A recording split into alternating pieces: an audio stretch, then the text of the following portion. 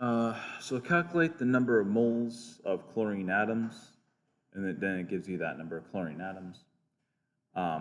Formula units. Gives you 1.2 times 10 to the 24th formula units of magnesium chloride. And so we look at the words and we go ahead and do what we have, what do we need, how do we get there? And so what do you need? Well, moles of chlorine atoms, right? That's what we're looking for. Okay, what do we have? Those number of formula units, right? What are the formula units? Those. Yeah.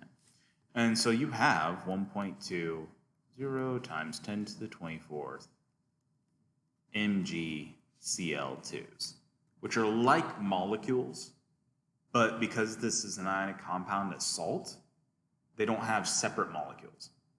They have units, right? Formula units. Okay.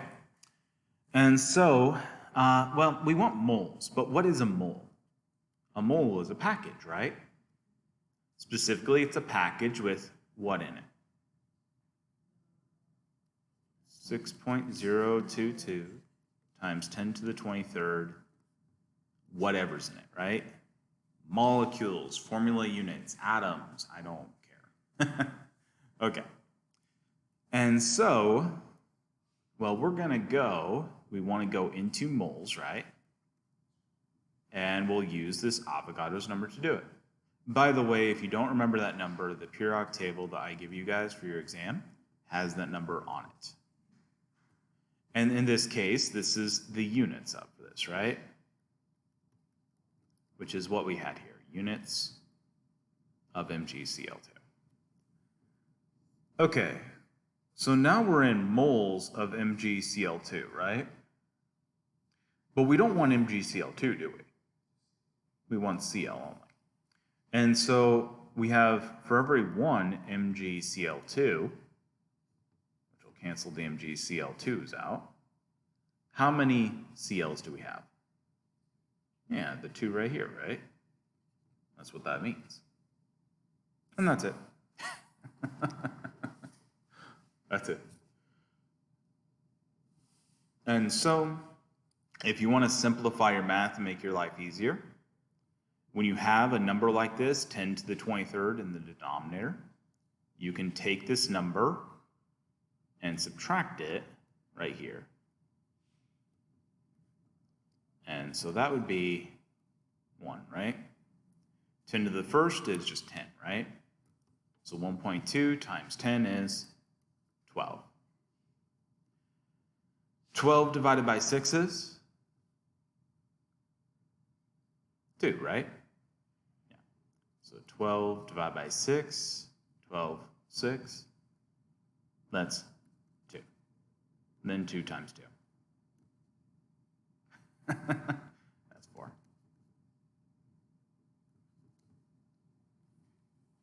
There you go. So we have 4.00 moles. You may want to do your calculator for the 12 divided by 6.022 portion, because you'd actually get a number that will end up rounding to 4.00, but it'd be better methodology. Does that make sense so far? Okay. Was there anything unclear about that, or do you guys feel that was?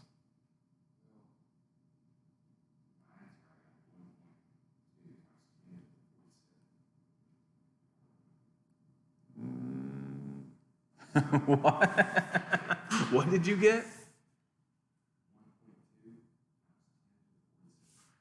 Okay, you've done the, you didn't put it in right on your calculator.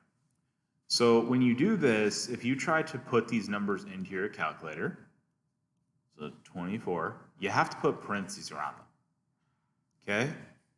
Because what can happen is that if you screw up in how you write these, let's say you write 10 to the 24 times 6.022, well, if you write it wrong, you're writing this, aren't you? You're multiplying this number into the power, right? If you write it wrong. And so what you should do is you should put parentheses around each of your numbers when you're putting these into your calculator, okay? So for example, this number, parentheses around it. This 6.022 times 10 to the 23rd, parentheses around it. And then even in the 2, I usually put parentheses just to be complete. Yep, and that rounds up. Anyways, does that make sense so far? Okay. Does anybody have any issues or anything? It was actually pretty simple, right? You just gotta get comfortable. That's the hard part.